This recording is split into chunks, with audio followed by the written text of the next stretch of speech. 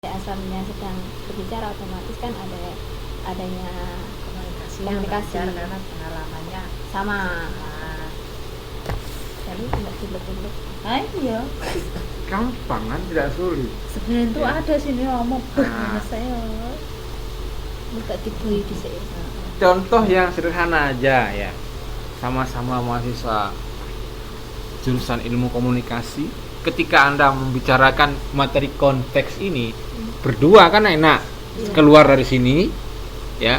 Wah, komponen antar komunikasi antar pribadi itu salah satu komponennya adalah konteks. Nah, terus konteks itu terdiri atas 3 dimensi. Anda ngomong berdua.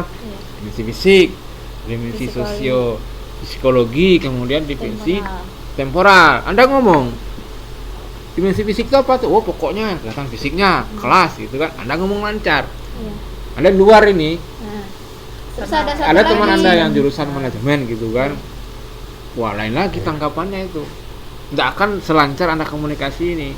Apa kui? Konteks. Apa sih? Konteks itu apa sih, ya kan? Nah, konteks itu apa? Gitu juga ketika dia berbicara manajemen, ya kan? Manajemen produksi, manajemen pemasaran gitu kan. Monopoli itu Nah, sih, ya? Kita hanya tahu secara umumnya aja, yang dia maksudkan detail kan, nggak lancar komunikasinya. Itu contoh yang ada di kelas ini aja. Di perkuliahan ini aja kan bisa kita ambilkan contoh. Kalau mau ini nggak apa? Cuci muka sana. Kok apa sih? Oh, kirain Itu yang bawa virus deh kayaknya. Oh iya, itu kan biasa. Kan Kenapa sih? kalau mau ini nggak apa-apa. Kemudian yang 9 ya, akibat atau efek ya. Akibat nanti bisa positif maupun negatif, ini akibat ya. Tadi kan ada umpan balik ya. Contoh, nah ini ada juga hubungannya. Contoh setelah mengenal si X, nah nanti Anda harus bisa memberikan contoh salah satu selain ini ya. Nah, perhatikan ini adalah akibatnya atau efeknya setelah terjadi komunikasi antar pribadi. Contoh, setelah mengenal si X, si B menjadi rajin mengikuti perkembangan berita dan rajin membaca. Ini positif. Ya. Nah, kemudian di sini berikan contoh yang lain yang merupakan akibat atau efek komunikasi antar pribadi yang dalam lingkungan Anda atau yang Anda hadapi pernah Anda hadapi dalam kehidupan sehari-hari. Karena Anda ini kan contohnya setelah mengenal si X atau setelah mengenal si Badu atau setelah. Kalau yang negatif mungkin si yang X. yang positif aja dulu. Oh, yang positif. Kalau positif, aku tadi mau ngasih contoh yang negatif ya. Saat seseorang seumpama rajin masuk ke majelis taklim, itu kan pasti kalau di majelis taklim ada pendidikan moral. Nah, karena dia sering di situ moralnya tersentuh, maka dia akan berubah menjadi pribadi yang lebih baik.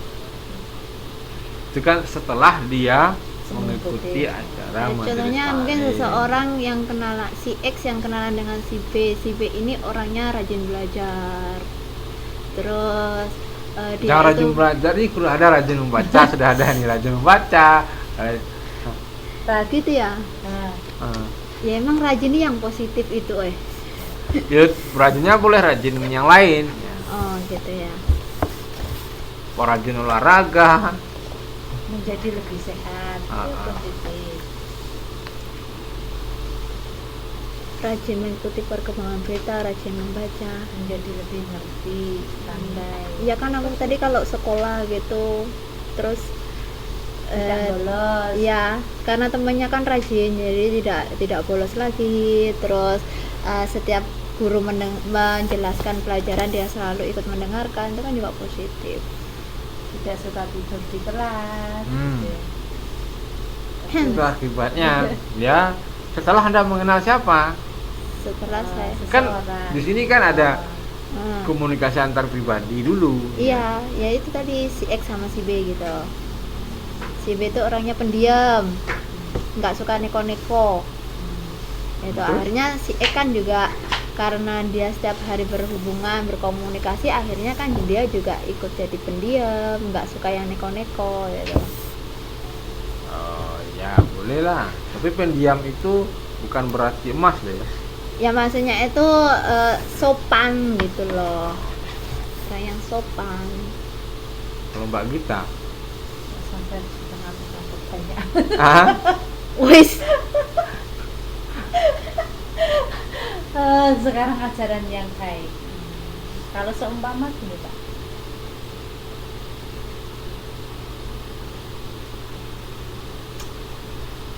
kalau melihat sinetron televisi itu tidak boleh ya, itu juga komunikasi kan, seumpama tapi satu arah itu.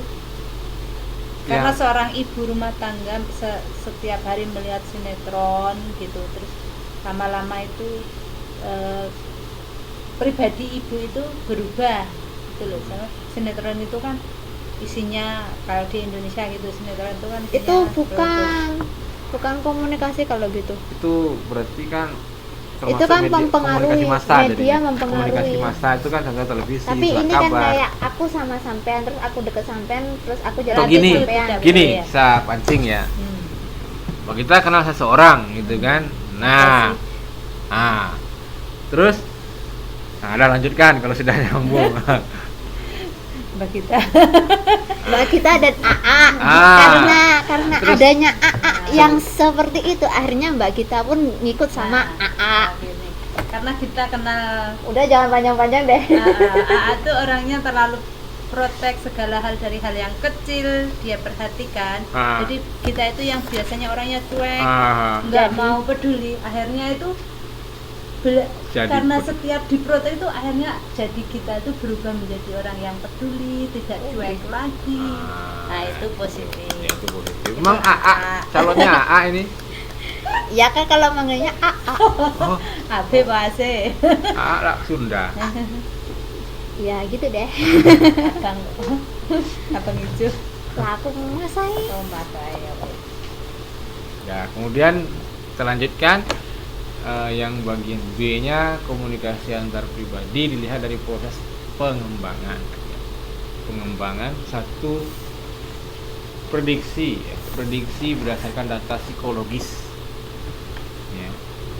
Prediksi berdasarkan data psikologis artinya dalam komunikasi antar pribadi seseorang memprediksi orang lain menurut ciri-ciri khas atau hal spesifik dari orang tersebut.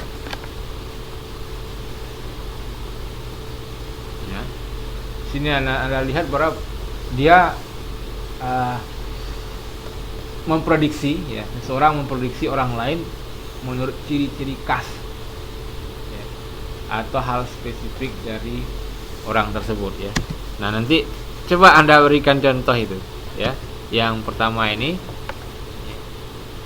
Prediksi berdasarkan data psikologi. Ya, jadi kan di sini dikatakan komunikasi antar pribadi, seseorang memprediksi orang lain menurut ciri-ciri khas atau hal spesifik dari orang lain. Artinya dalam komunikasi antar pribadi seseorang memprediksi orang lain, ngerasani. Dia tuh memprediksi orang ini berdasarkan ciri-ciri khas orang tersebut. Iya kan, kayak ngerasain ngerumpi gitu kan. Memprediksi orang lain, artinya kan melihat orang lain. Enggak sih, nanti tidak kena sanksi. Dalam komunikasi antar pribadi seseorang memprediksi orang lain menurut ciri khas. Berarti kan dalam komunikasi antar pribadi itu memprediksi orang lain. Jadi yang dikatakan itu pihak ketiganya. Atau hal spesifik dari Iya, Pak. orang tersebut.